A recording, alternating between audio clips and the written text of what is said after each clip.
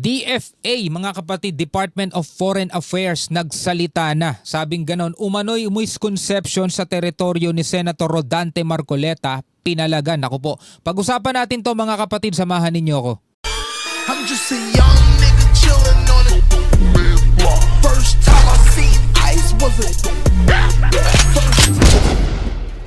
Alright, magandang araw sa inyong lahat. Welcome ulit sa ating bagong video, reaction, review, commentary, opinion, criticism at kung ano-ano pa. So eto na nga mga kapatid, no? Nagsalita na ang Department of Foreign Affairs at nilinaw mga kapatid ni spokesperson Rogelio Villanueva Jr., no? Kasunod ang mga umano'y misconception daw niya o mga maling akala tungkol sa mga naturang isla dito sa KIG. Kasi kung naaalala ninyo, mainit ang naging usapan nitong mga nakaraan dahil daw sa ang KIG o ang Pag-asa Island is nasa labas ng ating exclusive economic zone, is para daw makadrawing ng mapa at para hindi mahirapan makadrawing ng mapa ang Pilipinas is give up na lang etong KIG, which is yan naman ay nilinaw ni Senator Marcoleta. Well, sabi ko nga gano'n, let's give him benefit of the doubt. Nasa sa inyo pa rin yun mga kapatid. Kayo na lang ang bahalang humusga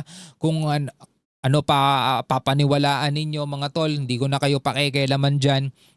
Ngayon, eto, panoorin natin at pakinggan ang ating ito bago to eh. Ngayon lang tayo magkakaroon ng spokesperson. No? Spokesperson mga kapatid, Rogelio Villanueva ng DFA o ng Maritime Affairs mga tol. No? Samahan ninyo ako mga kapatid.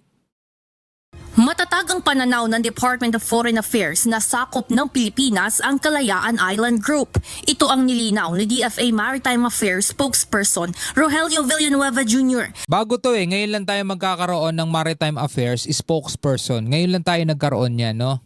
Kasunod ng mga umano'y misconceptions o mga maling akala tungkol sa KIG, kamakailan umani ng batiko si Senator Rodante Marcoleta kasunod ng kontrobersyal na mungkahi na isuko na lang ang mga pinag-aagawang isla sa pagitan ng Pilipinas at China. Rason ng senador, hindi naman umano ito pasok sa 200 nautical miles ng Philippine Exclusive Economic Zone o EEZ. Ayon kay spokesperson Villanueva, ang karapatan ng Pilipinas sa Kalayaan Islands ay hindi nakadepende kung nasa loob o labas ito ng EEZ ng bansa. Ito yung paulit-ulit na gusto nating linawin sa ating mga kababayan na lalong naguluhan, no? Mula nung nagsalita si Senator Marcoleta at ipinaliwanag niya. Kasi sabi ko nga, masyadong technical si Senator Marcoleta. Ako naman, nakikita ko naman kung ano hangarin niya. Gusto niyang mas lalo pang mapagtibay yung claim. Kaso nga lang, minsan nakakagamit siya ng mga pahayag, ng mga, sabi na lang natin, maling pananalita, no? Na nagtitrigger. Alam niyo yun, naakaano sa tenga ng ating mga kababayan. Kaya eto ngayon, si Senator Marcoleta, umaani ngayon siya ng samot-sarit kaliwat kanang batikos mula sa taong bayan dahil nga dun sa mga pahayag niya. Well, yan ay nilinaw naman niya mga kapatid at marami ding iba tayo mga kababayan na panig din kay Senator Marcoleta at nililinaw nila. Pero eto, once and for all, no, gusto ko lang ulit linawin, atin ang KIG, which is yun din naman ang sinasabi ni Senator Marcoleta. Atin ang Pag-asa Island, yun din naman ang sinasabi ni Senator Marcoleta. Pero gusto ko lang maintindihan ninyo, hindi dahil nasa loob siya ng ating EEZ. Hindi doon nakadepende yun. Dahil meron nga tayong effective occupation dyan, isa na yun mga kapatid sa pinanghahawakan natin dahil mas matimbang sa international law yung ganong klaseng reason, dahilan para masabing sa'yo yan kesa dahil ikaw ang nakadiskubre, ikaw ang nakaalam niyan. Ang pinakamatimbang pa rin sa international law is yung effective occupation. Diba? Kaya tayo yung nagmamay-ari dyan. Ngayon, kapag ginive up natin yan, kapag inabandon na natin yan mga tol, is sayang naman mga tol. Diba? Sayang yung ating napakatagal na natin dyan, 1970 pa yan mga tol. In connection with certain misconceptions in the public sphere, the DFA clarifies that maritime entitlements arise from territory, and sovereignty over high tide features are not contingent on whether or not they fall within the maritime zones of other land masses. Ayan malinaw na mga kapatid Maritime Affairs spokesperson na ang nagsabi nito, 'di ba? At nilinaw na yan ng DFA. Baka ipagpipilitan nyo pa rin yung gusto ninyo. Sasabihin nyo pa rin, nasa labas ng EEZ natin yan Naku, bahala kayo sa buhay ninyo.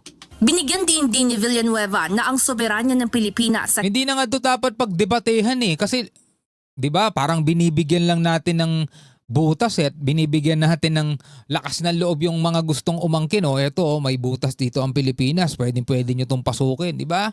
Hindi na dapat natin ito pinagdedebatehan mga tol. Isa lang dapat ang paninindigan natin dyan, atin yan. Ganun lang yun. KIG. Hindi natin pwedeng sabihin ano ba yung pinagpapatayan natin dyan? Hindi ganun mga tol. Hindi naman tayo makikipagpatayan Bakit ba lagi nating iniisip makikipaggera tayo, di ba? Or not, they fall within the maritime zones of other land masses. Binigyan din ni Villanueva na ang soberanya ng Pilipinas sa KIG sa Palawan ay matagal nang naitatag sa pamamagitan ng Philippine Maritime Zones Act o RA 12064. Diba, bago natin punahin mga tol, yung sarili nating teritoryo na meron na tayong sariling komunidad, meron na tayong sariling munisipyo, tapos pinapahina pa natin o kino-confuse pa natin yung ating mga sarili. Bago natin pagdudahan na atin talaga yan, unang-una ninyong sitahin yung mga artificial island. Kasi yung artificial island before, 'di ba? Ilang taon lang ang nakakalipas mga tol, dagat lang yun. Walang isla doon. Ngayon meron na kasi nga pinatungan ng lupa, pinatungan ng buhangin, 'di ba? Ni-reclaim nila. Yun ang dapat nyong questionin. Hindi yung 1970 pa nandoon na yan, nakatayo yan, island yan, isla yan. Diba? Huwag niyong pag-initan yung Pag-asa Island doon kay IG. Ang pag-initan ninyo yung mga artificial island na itinayo rito sa loob ng West Philippine Sea. Na nakaagapay rin sa United Nations Convention on the Law of the Sea o UNCLOS. Diba? As such, the extent of what constitutes the West Philippine Sea, as well as our sovereignty over the Kalayaan Island Group and the territorial sea of its high tide features are already explicitly established and are not contingent on whether or not they fall within the country's exclusive economic zone. Malinaw na malinaw na. Diba? Naka-establish na yan. Atin yan, teritoryo natin yan, hindi dahil nasa loob sila ng EEZ natin. Okay na ba yon? Sana tapos na yung debate tungkol dyan. Sana tapos na. Okay? Dagdag pa nito ang karapatan sa Kalayaan Island, Bajo de Masinloc at iba pang maritime entitlements ng Pilipinas ay matagal na rin klaro sa 2016 Arbitral Award at kinikilala rin ng pandaigdigang batas. Sa kasalukuyan, may mga Pilipinong naninirahan sa Kalayaan Group of Islands at opisyal na isang munisipalidad na bahagi ng probinsya ng Palawan. Evan. Diba? Tapos habang nagsasalita yung ating mga opisyal at nililinaw yan sa taong bayan, ang sinasabi naman ng China ay ganito mga tol. Eto, those who think they can pressure China through statements, resolutions, or endless complaints underestimate us. That approach simply does not work. Hindi daw uubra yung mga ganong klase. Those who seek to incite hatred and sabotage China-Philippines relations will not succeed. Because we're watching closely and will debunk every lie and scheme whenever they arise. Diba? Unang-una mga kapatid, ito sinabi ko na to nung nakaraan nating reaction video. Diba? Walang sino man siguro mga kapatid na ordinaryong Pilipino o walang sino man siguro sa ating mga nakaupo na opisyal na gugustuhin ang Pilipinas is makipag-away sa kahit na sa kanino mang bansa, whether China yan o whether kahit na anong bansa pa yan. 'Di ba? Kasi nandirito rin naman yan sa ating ating foreign relations, 'di ba? Friends to all, enemy to none. 'Di ba? So, paanong isasabotahe, 'di ba? Ang China and Philippines relation? Anong ibe-benefit diyan ng Pilipinas? Ang tanging ginagawa lang natin at maging ating mga kababayan, ating mga mamamayang Pilipino is ipanawagan, ipagsigawan dito sa China na ang West Philippine Sea at ang 200 nautical miles exclusive economic zone, lahat ng mga isda na nandiyan at lahat ng mga natural resources na nandiyan sa loob ng 200 EEZ, nautical miles ng Pilipinas, ay para sa Pilipinas.